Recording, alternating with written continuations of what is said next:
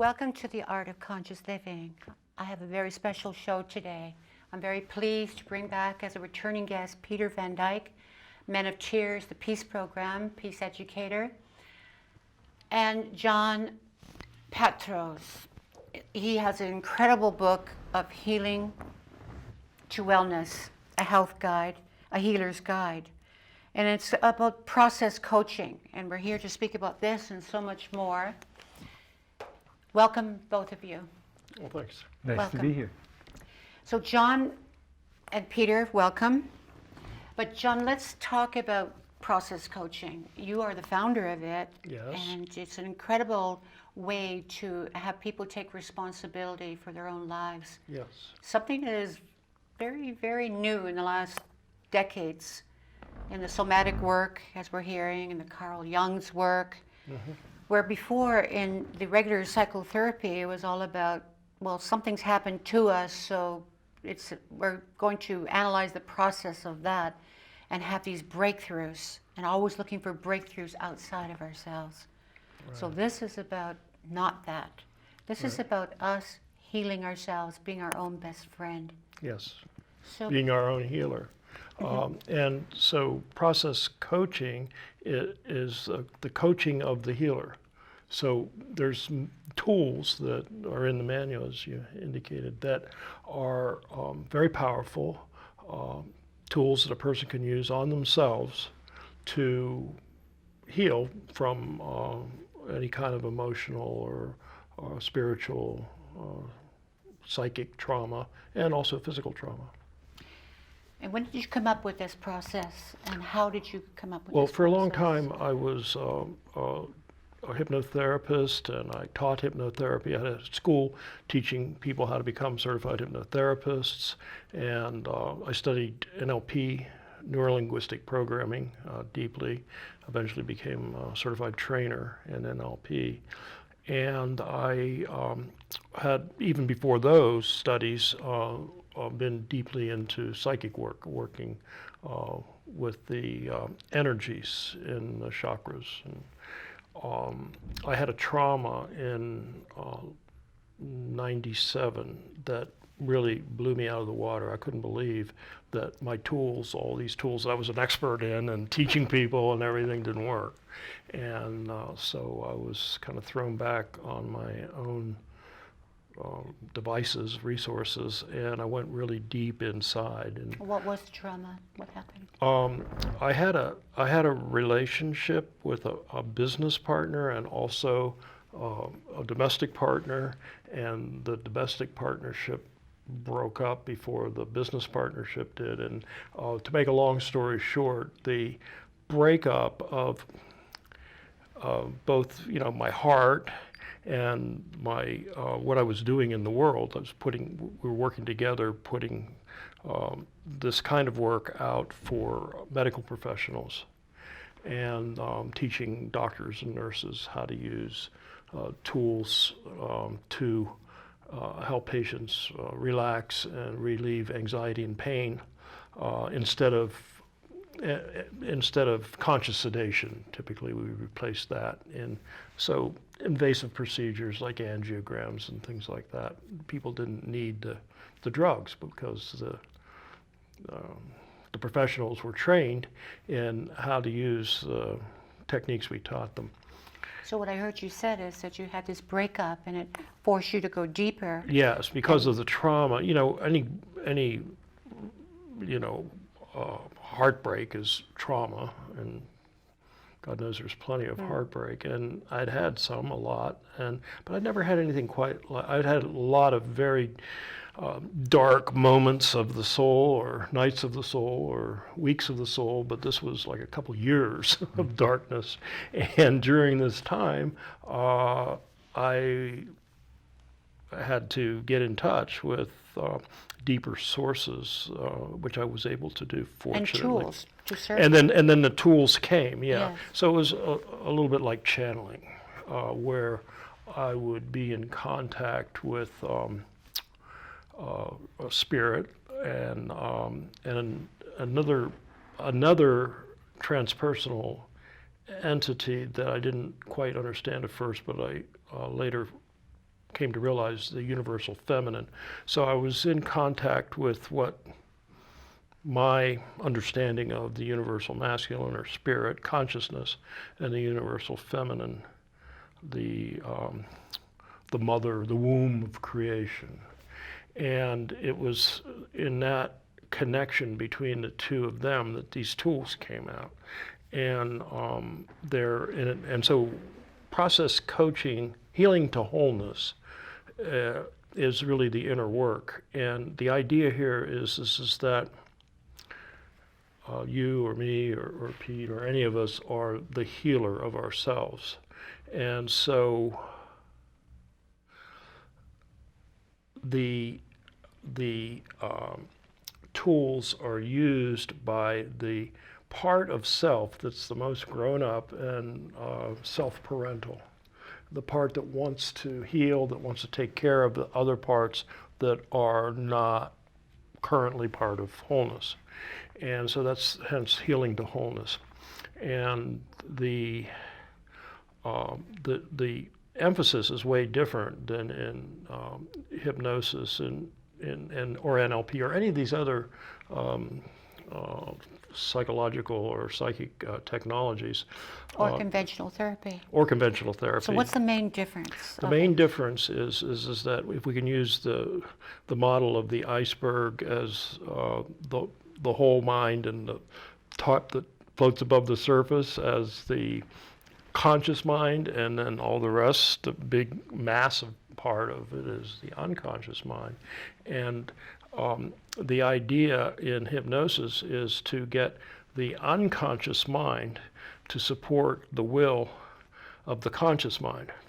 I want to stop smoking, but I can't because I have all these feelings come up when I don't have a cigarette. And so we've studied and learned and gotten really good at getting the conscious mind out of the way so we can put suggestions and use other tools with the unconscious mind so that it'll cooperate.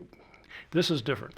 This is, we're asking the conscious mind to be supportive of the unconscious mind. We're not getting our information from spirit, from thought, from mind. We're getting our information from the feelings themselves. By feeling into them, we learn what they need from consciousness for healing. The dark awareness we call sentience. The light awareness that everyone calls awareness, we call consciousness. However, sentience is actually more prevalent on the planet. Gaia, the whole system of life, is communicating with itself in sentience. The body has all these various systems, the respiratory system, circulatory system, nervous system, endocrine system, and consciousness doesn't know anything about them. It's all sentient. And so this very powerful feminine energy, this is the mother or the container, at the of creation at the cosmic level, is of course inside of us. And so working with her inside of me, working with the feelings, was enabling me to get the information that I needed so that I could consciously be there for these energies. I'll call them energies because feeling doesn't quite touch it. It's the energy of feelings, but it's actually energy. And these energies can be found in the chakra system. Most people know about the 7 basic chakras from Hindu philosophy, and we use them as kind of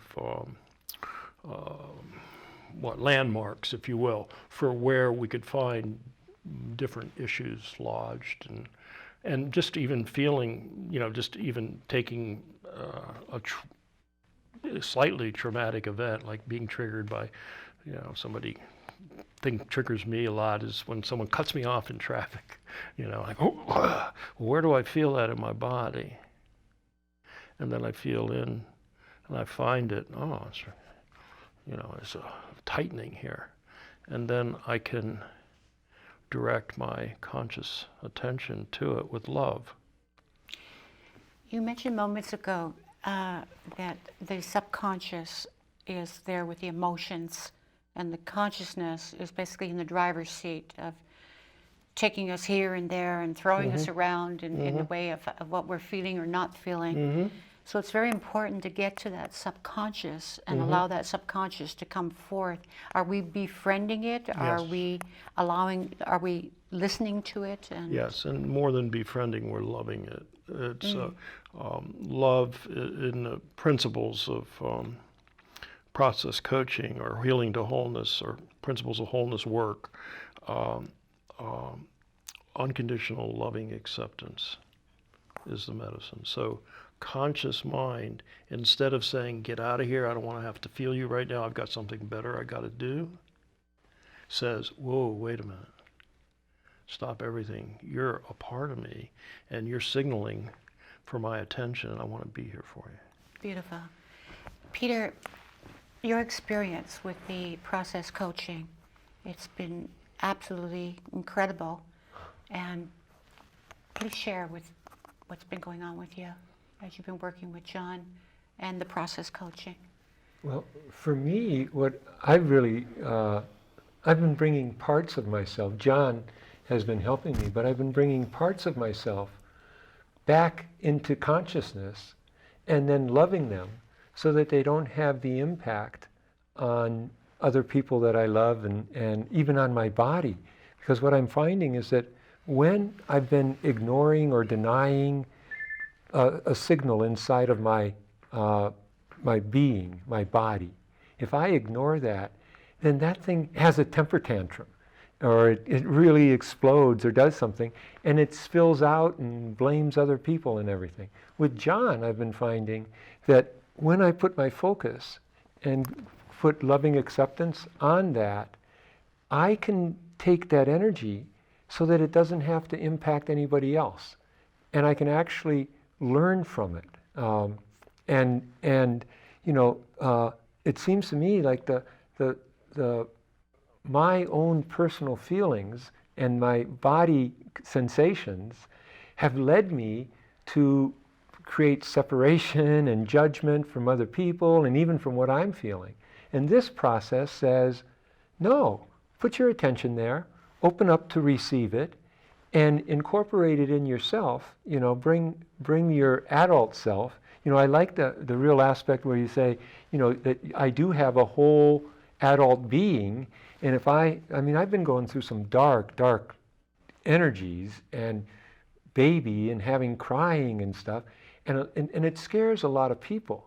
John, when I can do that with John, and John really supports me to do it in his presence, then he can guide me to, and I can go back into that darkness isn't darkness. It isn't something that's going to hurt or scare somebody else, or it doesn't have to. It's a part of me that's calling up for acceptance. It's calling up to be integrated. It's calling up for, you know, I mean, I remember, we talked earlier, I was molested when I was a little boy. And that little boy is still got so much anger and so much, and it's mostly around sexuality. Because my first introduction to sexuality was I was being raped and I was being hurt. And that was being done to me by close family relatives. And so and I've pretty much shut that out and haven't wanted to even look at it. And now I can bring my energy to that part of me, and I can love it. Well, Peter, that loving of it makes me a whole person. So that little boy that's been traumatized and been not wanting to even show himself is now being invited back into my life and being loved. And he has lots of good things, you know. I mean, he's really a tender, innocent little boy, and I've abandoned him because of what happened to him, and I didn't have a part to protect him then. well, Peter, let's take that experience and apply that to the process coaching. what would it be like in that moment of time Of of going through that coaching in that moment session? Oh, well, it would be, and I don't, for me, what it would be is I locate myself down into the part of my body and my that gets tight and hard, and it can be thought of with a thought. Like I can have a thought that I can't take it anymore, and that thought can be about my cancer. And if I say that thought long enough, I can't take it anymore. And then the next thought comes, it isn't fair. Why is this happening to me? You know, and I get into that energy. With John, I can do that, and then he has a process of getting back into your body and finding that place in your body, healing that place in your body, loving that place in your body, and then that little boy who really did experience unfair things and a lot of violations and stuff. That little boy can pop his head out and be greeted by an adult me that is loving him. And what is that process at that moment? What is actually happening? You're feeling the tightness in your body, you're going to that, you're isolating that, you're going to that, you're releasing that tightness, and then there's some breath, breathing with that. There's some breathing. What else is going on, Peter? And You want to do something? yeah, let's do some. Can we do some? Absolutely. Yeah. Okay, sure. Okay, so it doesn't have to be about that. It could be about anything. Any bummer recently? Yeah, just just this afternoon I went out to eat, and when I'm sitting at the table, I got sick, and when I got sick, I got embarrassed, and when I got embarrassed, I got judgmental of myself, like why is this happening to me, and can't even have a meal when I was out to dinner or for lunch with a couple friends, and So that's I the, could feel that's the it. thought that's already got something triggered. So, Yeah. So where in your body are you feeling it? Oh, down here, under my belly button. And Okay, so this is key. So when you feel into this energy, would you describe the energy as more warm or cool, or it's hard or soft? It's actually cold. This is cold, and it's hard. Sharp or dull? It's sharp, and it's kind of Tight? twisting. It's Or tight. loose? Yeah, Tight? Twisting? twisting. Okay, It's kinda- great. Okay, so this is a way of getting to know the energy on the energy's terms. In other words, there's no label on what kind of emotion this is or anything. It's just this energy, the way it feels. So when you feel into it, does a judgment come to mind along the lines of I'm bad because I? Because I can't even enjoy myself at a nice lunch. Okay. So repeat after me if you would. I release feeling into the energy. We're going to take the judgment out of the energy. I release the judgment I release the judgment that I'm bad that I'm bad because I can't even enjoy my lunch. because I can't even enjoy my lunch. I release the judgment. I release the judgment. That not even be able to enjoy my life. That not even being my able my, to my what? my lunch. My lunch. Sorry. But that not Is even bad or being- wrong. It could be life too. Yeah. Yeah. Is bad or wrong. I released energy that not being The able judgment. to, the judgment of not being able to enjoy my lunch with my friends is bad. Or wrong. Or Okay, wrong. Good. Right. And I release the judgment. I always have to not be able to enjoy my lunch. I release the judgment that I always have to not be able to enjoy my lunch. Great. Now, when you feel back into the energy down here, what do you notice? Is it? How would you describe it now? Well, it's got awareness to it, so it's kind of loosening. It's being softer, and it's going away. It's not. Okay. Well, hang on to it for a little minute. Okay. And then at this point, we could just either love the energy directly. Is it okay to open yourself to this energy and let it feel your love? Okay. Yeah, Or we could find a child that has been traumatized. So let's do that because it might be a little more interesting. Okay. So No, I'm just having. imagine, if you would, a small child you once were is feeling this. Yeah, I am. I can feel it. Okay. And is this child indoors or outdoors? Indoors, Standing, sitting, or Sitting. what? And about how old? about six. Good. Okay. And this is in the house? It's in the house. Okay, imagine you're the director, this is a movie, pull the camera back. Is there anyone else present, or is it My family, my brothers and my sisters and my mom. Okay. And what is it, a dinner table? Or, okay. And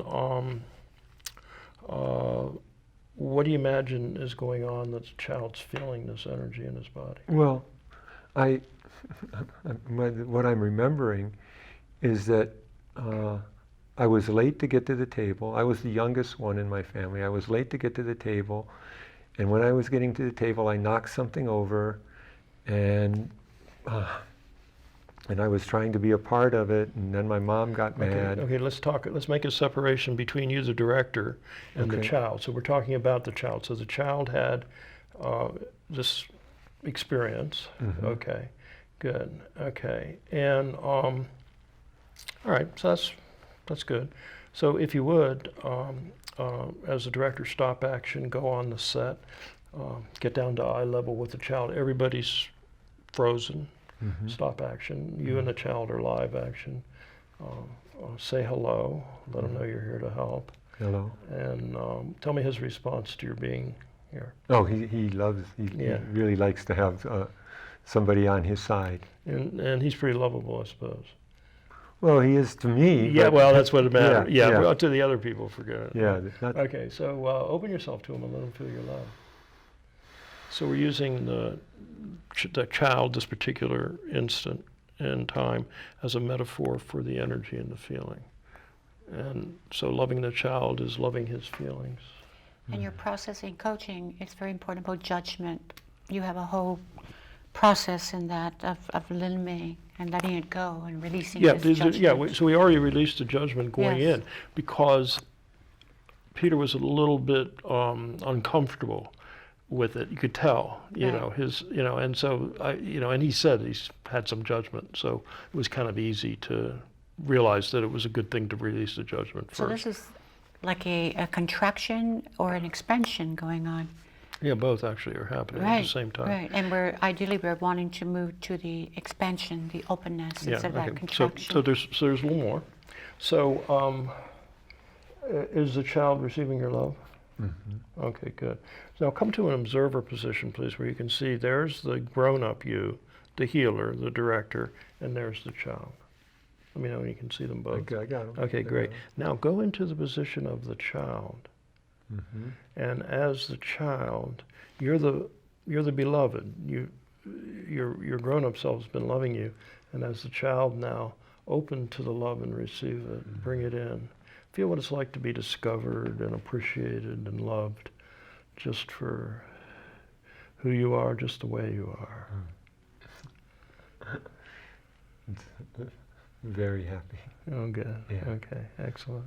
Feels very good. And then come on back to observer and back into yourself as the healer.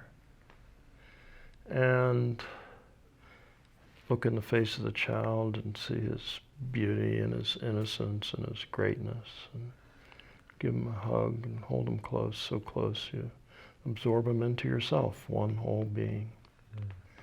Take your time, and with the child inside, come on back when you're ready.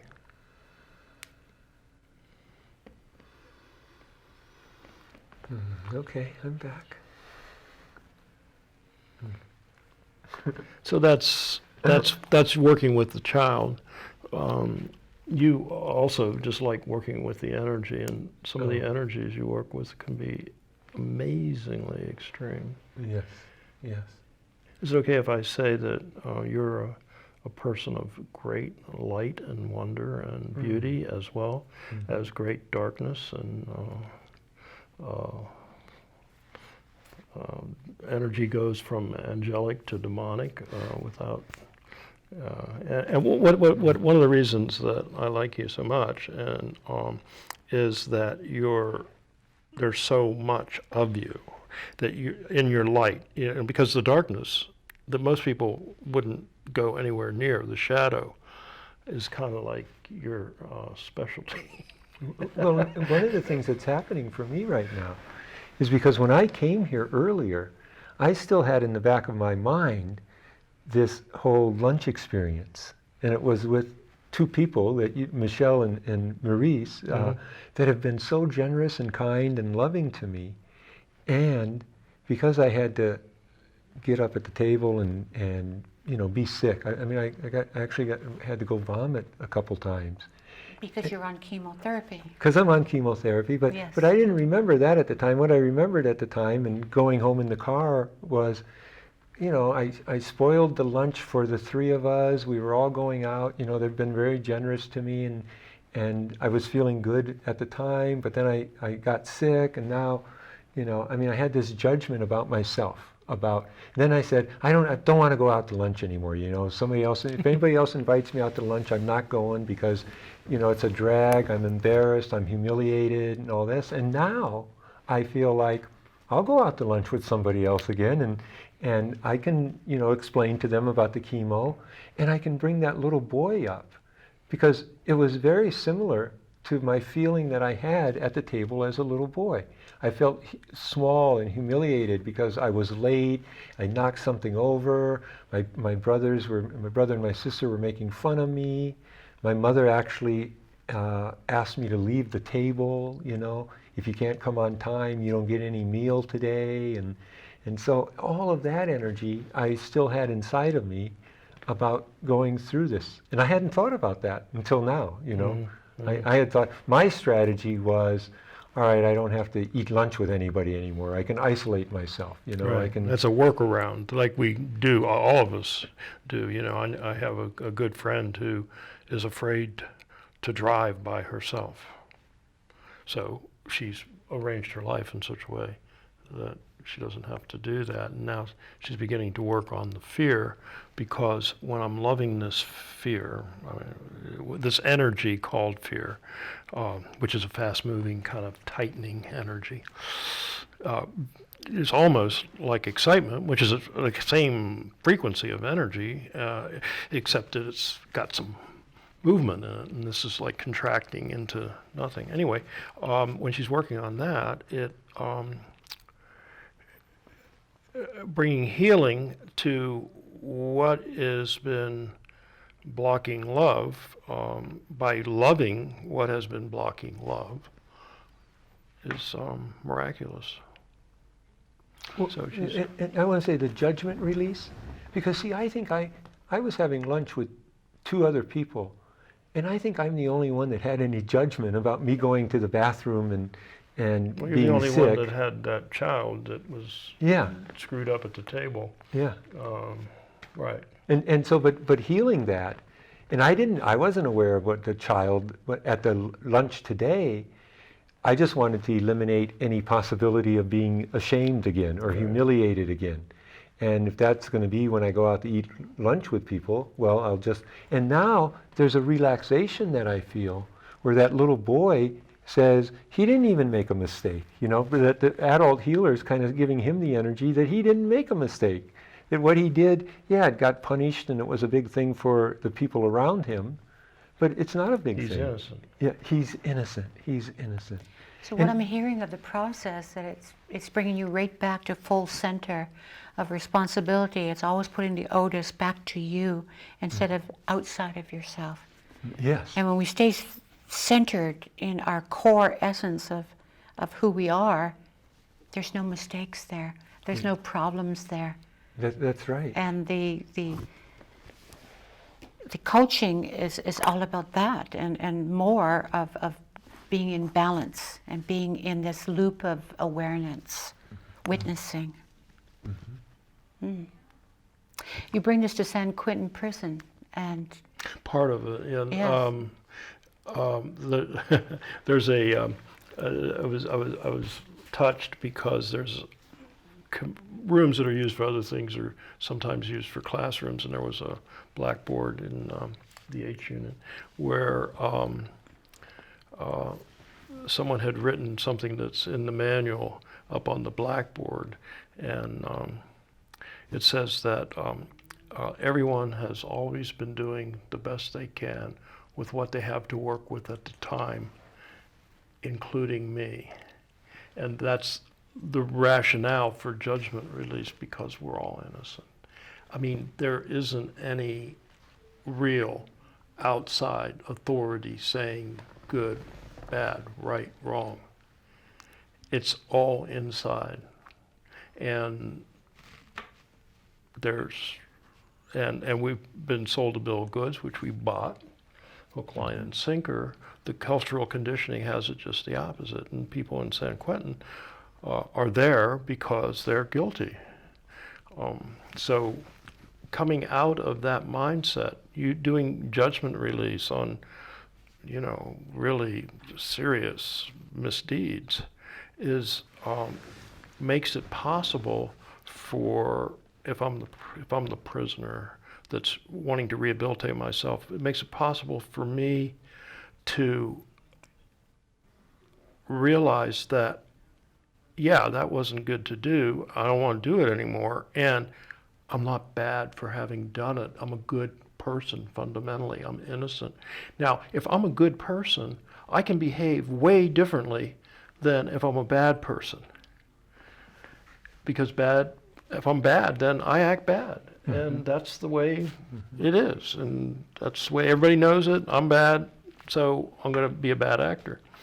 So the possibility of them leaving prison at one time and going through this process with you over a period of time while they're in prison, they could be leaving as a very different person.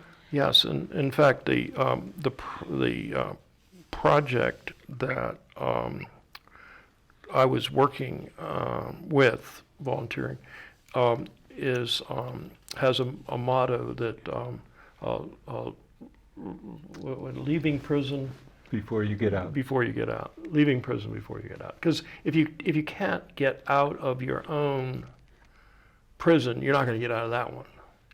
And people who have done that have gotten out. And there's been some just amazing transformations and stories of, life sentence prisoners who were, traditionally the parole boards have said, no, you have to stay in. You did that bad thing. And besides, your victims are wanting you to stay in and you can't get out, have gotten out.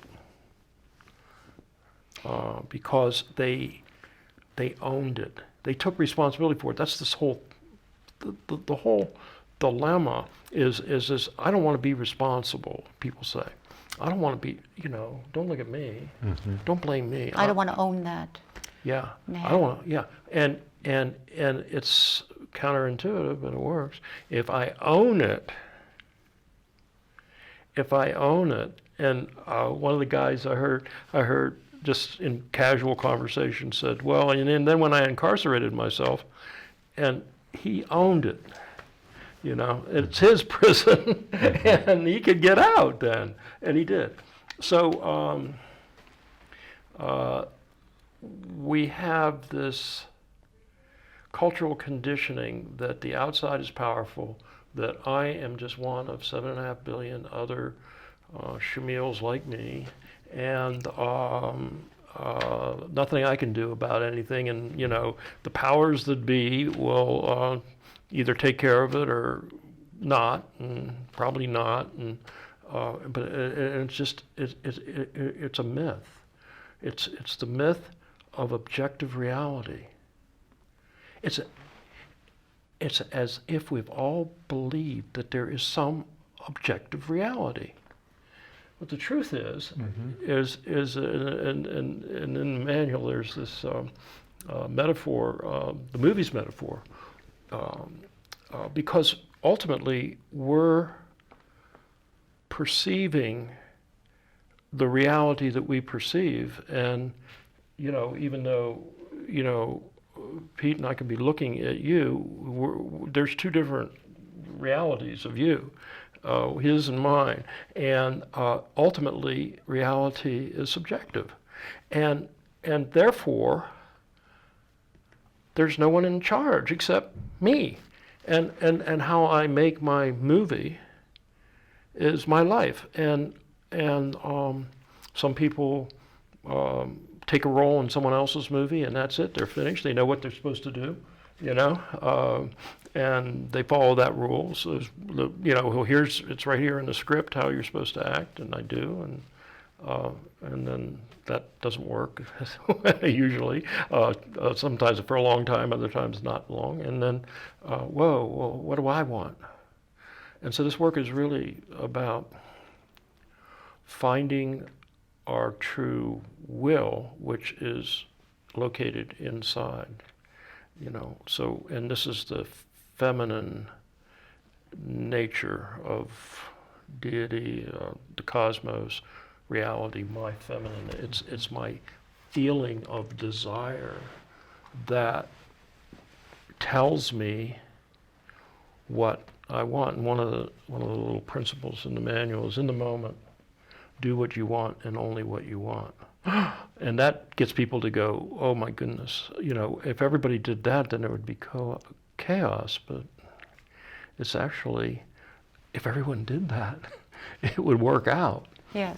Well, this movie director, Mm-hmm. it sounds like it can be a good way to be very neutral and easy with it, where you can bring in objectivity and softness to it, Mm-hmm. where it's not so, in that way, you're able to kind of ease into it and foster a possibilities there.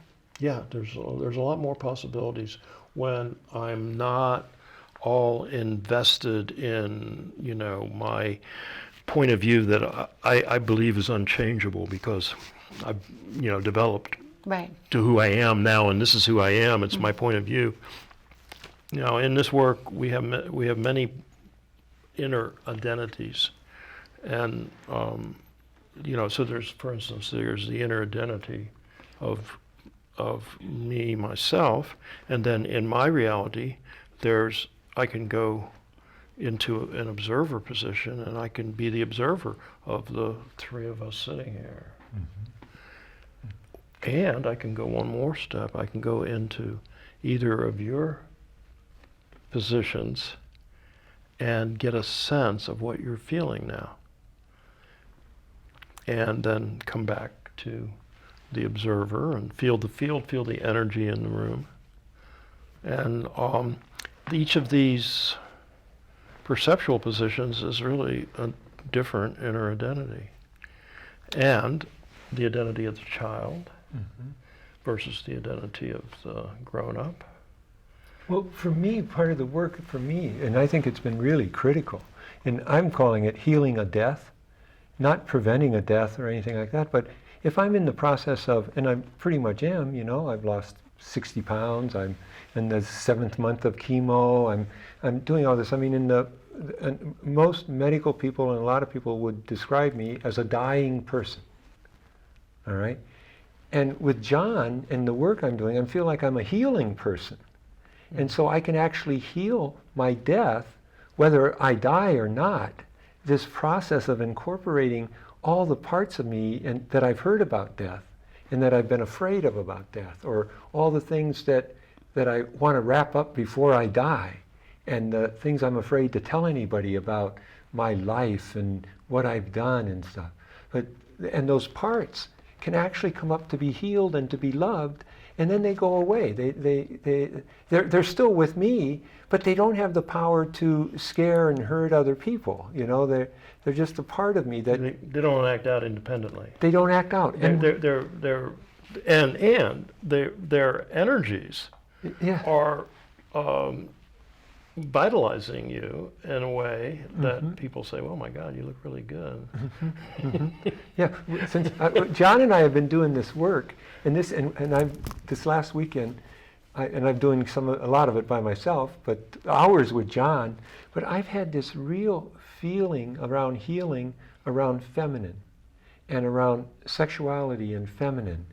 And we did a lot of work, and I did work on my own. And since then, I've had 5 or 6 women call me up, women that like my ex-wife and an ex-lover, and women that I've been close to, and that they feel a different energy from me now, and that is because I've got that part inside of myself that I didn't want to have anybody really see and really know, the part around sex, and because of my history around sex and everything, and now I really feel like whenever my death comes, I've healed a really big part of myself.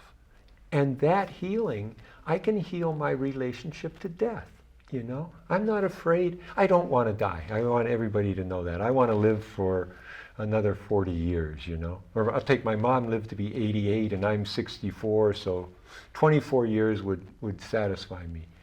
And I still want to have the consciousness that the things that I'm afraid of, I can bring into myself and heal them, and then be a wholer, is that a word? A more complete, whole. a more whole person.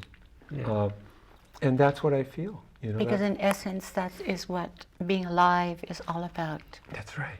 When it gets down to the bottom line of all of it, is how much are we available to be open to all that comes our way. Well, we just have a few moments left, and I'd like to thank you deeply. Thank you, Oh, you're John. welcome. Thank you so much, Your work is Victoria. absolutely amazing, and I look forward to reading your book and getting to know more of it and processing it and working with you. That'd be great. Absolutely. Look forward to it. And Peter, such a delight. Thank you, thank you, thank you. And thank you both. Very welcome. Do you have any final words for the last few seconds here? Love. Love. Love everything about yourself, and love yourself first, and then you'll have something you can share with others. And Peter. Oh, my word has been gratitude. I am so grateful. You know, and it sounds like a weird thing coming from a person in my physical condition, but my level of gratitude and my depth of appreciation for people in the world has just been mushrooming. It's growing and growing and growing. Every day there's somebody else that is kind and loving, and I'm seeing the world as that kind of place now. And I didn't always see it like that. I had a lot of judgment about things, and now I'm just seeing, you know, how much people that need people are lucky. The luckiest people are people that need people. Well, I deeply, humbly thank you both. From the art of conscious living, do take care of yourself and take care of others.